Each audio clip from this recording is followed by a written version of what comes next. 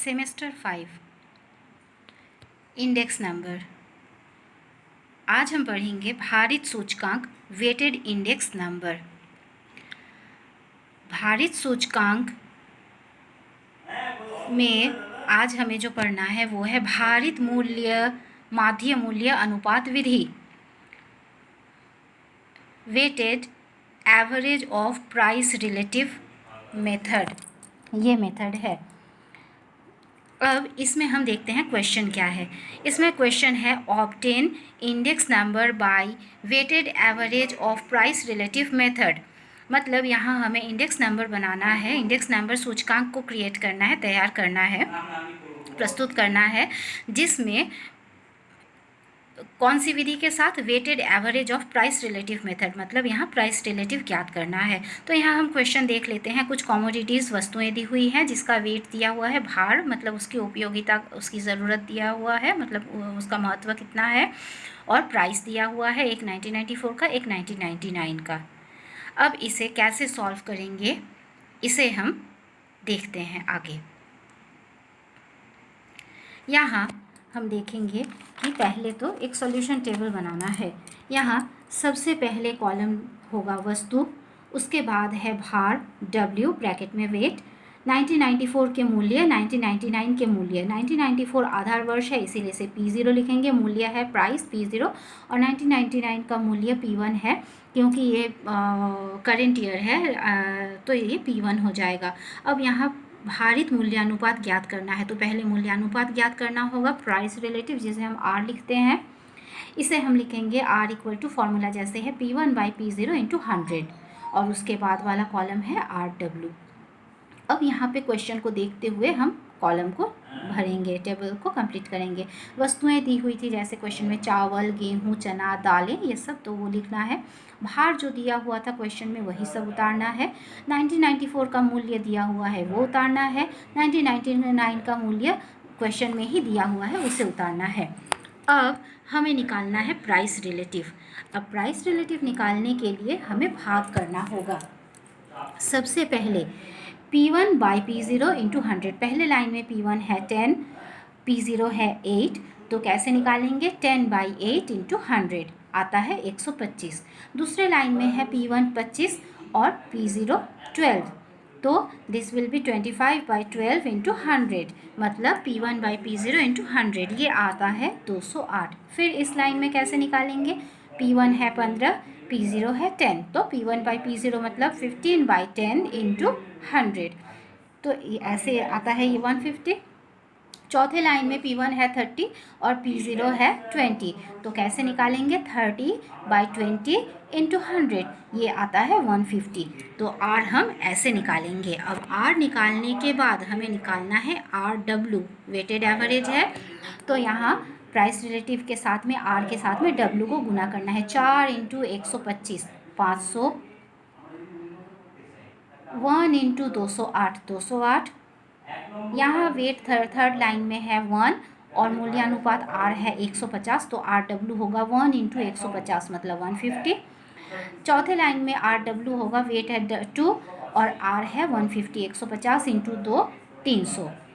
अब यहाँ summation of RW, sigma RW निकाल लेंगे, जो 1158 1158 1158 आ रहा है, और सिग्मा W निकालेंगे जो आ रहा है 8। तो इस तरीके से हम ध्यान रखेंगे कि कैसे इसे टेबल को कंप्लीट करना है, जो इसे हम देख रहे हैं यहाँ। अब इसके बाद फॉर्मूला का प्रयोग करना है। P01 प्राइस इंडेक्स नंबर निकालना है। P01 equal to sigma RW divided by sigma W, या फिर समेशन RW या डिवाइडेड बाई समेशन W, मतलब RW का योगफल और W का योगफल 1158 डिवाइडेड बाई 8। इसको जब सॉल्व करेंगे तो इसका आंसर आ रहा है 144.75। तो इसे हम इस तरीके से सॉल्व कर सकते हैं। ये इस तरीके से सॉल्व होगा। ये है price relative, weighted average price relative, ये प्राइस रिलेटिव मेथड है जिसमें एवरेज का प्रयोग किया जा रहा है। इसे हम वापस एक बार देख लेंगे। क्वेश्चन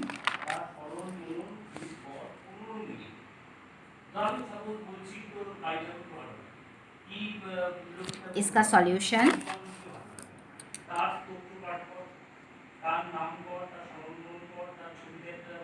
ये।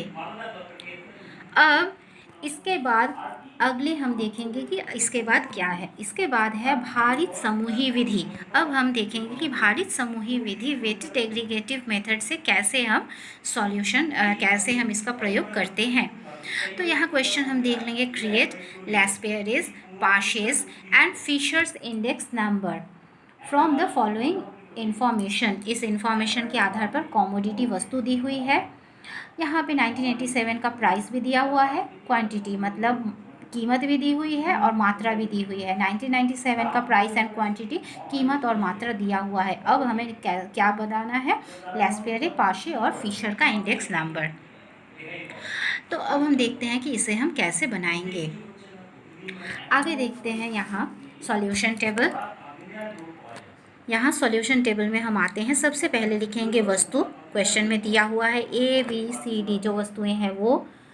यहाँ 1987 और 1997 दो साल दिए हुए थे क्वेश्चन में, तो उसको हम उतारेंगे। यहाँ हम लिखेंगे एक कीमत, एक मात्रा। तो चूंकि ये 87 है, आधार वर्ष है, तो इसमें कीमत हो जाएगी P0 और मात्रा हो जाएगी Q0। क्वांटिटी होती है, मात्रा को इंग्लिश में कहते हैं, तो ये Q0। 1997 है, ये करेंट ईयर है, तो इसका कीमत हो जाएगा P1, इसकी मात्रा हो जाएगी Q1। और जैसे वस्तुएं हैं ABCD वो उतार लेंगे क्वेश्चन के आधार पे। P0 जो कीमत दी हुई है 87 की, मात्रा जो दी हुई है क्वेश्चन के हिसाब से जो दिया हुआ है वही उतारना है। 1997 में P1 और Q1 जो है कीमत, प्राइस और क्वांटिटी जो है, कीमत और मात्रा जो है वो उतार लेना है। यहाँ तक क्वेश्चन से जो चीज़ है वो उतारा हुआ है। अब आगे का कैलकुलेशन, आगे के कैलकुलेशन में हमें जो करना है वो है P0 Q0 ये एक निकालना है, P0 Q1 ये निकालना है, P1 Q0 ये निकालना है, P1 Q1 ये निकालना है। मतलब इन चारों को अल्टरनेट करते हुए, गुना करते हुए निकालना है। तो P0 Q0 मतलब P0 Q0 4 × 20 80, 3 × 15 45, 25 × 2 50, 5 × 10 50 50। P0 Q0 का सम टोटल निकाल लेंगे, समेशन P0 Q0।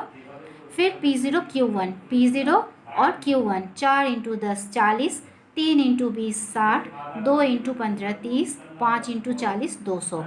उसी के बाद P1 Q0 है, P1 Q0 6 × 20 120, 5 × 15 75, 3 × 25 75, 4 × 10 150, 4 10 40 होता है, 40 होता है। तो ये 4 10 में 40, 4 × 10। अब P1 Q1 निकालना है। P1 Q1 हो जा रहा है P1 × Q1 6 10 में 60, 6 × 10, 5 × 20 100, 3 × 15 45, 4 × 40 160। इस तरीके से हमें निकालना है और सबका सम टोटल निकाल लेना है। P0 Q0 का, P1 Q1 का, P0 Q1 का, P1 Q0 का, P1 Q1 का, सबका निकाल लेंगे टोटल। इतना तक हुआ। इसके बाद हम तीनों विधियों को अपनाएंगे। लैस्पेरे विधि, लैस्पेरे सूचकांक में हम देखते हैं यहाँ sigma P1 Q0 P0 Q0 × 100।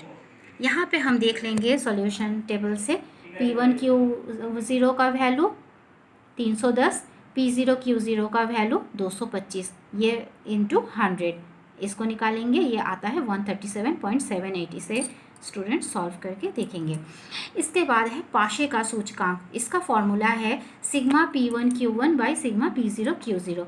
तो P1 Q1 का वैल्यू आ रहा है 365, यहाँ लिखेंगे। P0 Q0 आ रहा है P0 Q1 आ रहा है 330, तो यहाँ लिखेंगे × 100।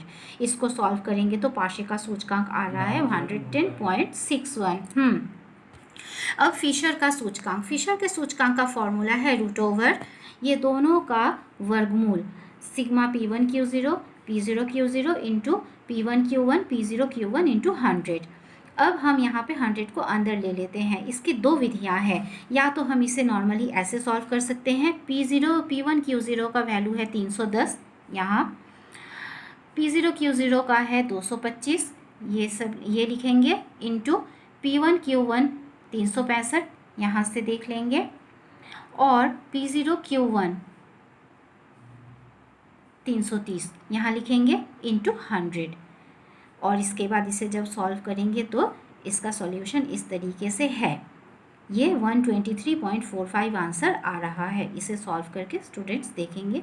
इसका एक विधि है, अगर इस तरीके से नहीं करते हैं तो हम यहाँ पे 100 चूँकि रूट के बाहर है, मतलब 100 अंदर में 200 थे एक्चुअल फार्मूला के अनुसार, तो यहाँ 100 हम अंदर ले लेते हैं। ये 100 200 एक बाहर निकला तब जाके 100 आया था, तो हम 100 को अंदर अगर रूट के अंदर ले लेते हैं तो यहाँ 100 यहाँ भी हो जाएगा, 100 यहाँ भी हो जाएगा। अब हम यहाँ पे ये जो हमने निकाला था P1 Q0 P0 Q0 into 100, ये आ रहा था 137.78, इसे डायरेक्टली यहाँ लिख लेंगे। और इसका वैल्यू आया था 110.61, तो यहाँ पे हम इसे लिख लेंगे और इसे जब सॉल्व करेंगे तो इस तरीके से ये 123.45 आ रहा है। तो ये भी एक ऑल्टरनेटिव मेथड है। इस विधि से भी कर सकते हैं, इस तरीके से वैल्यूज़ को रख कर के भी, और इस तरीके से मान को रख करके भी हम इसे सॉल्व कर सकते हैं। तो इस तरीके से इसको हम तीनों निर्देशांक निकाल सकते हैं, सूचकांक निकाल सकते हैं, लैस्पेरे, पाशे और फिशर। अब हम इसे फिर से एक बार देख लेते हैं क्वेश्चन।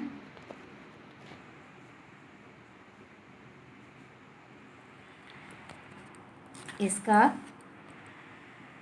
सॉल्यूशन टेबल,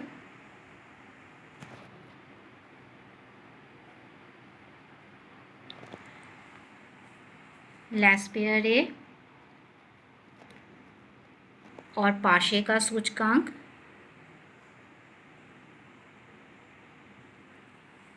फिशर का सूचकांक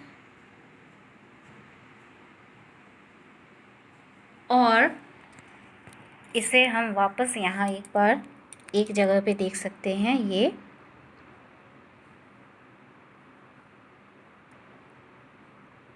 सूचकांक लैस्पेरे, पाशे और फिशर का सूचकांक, और इस तरीके से हम इसे सॉल्व कर सकते हैं।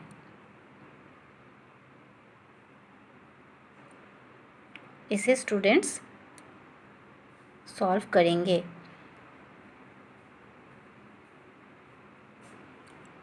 इसे हम यहाँ वापस देख सकते हैं।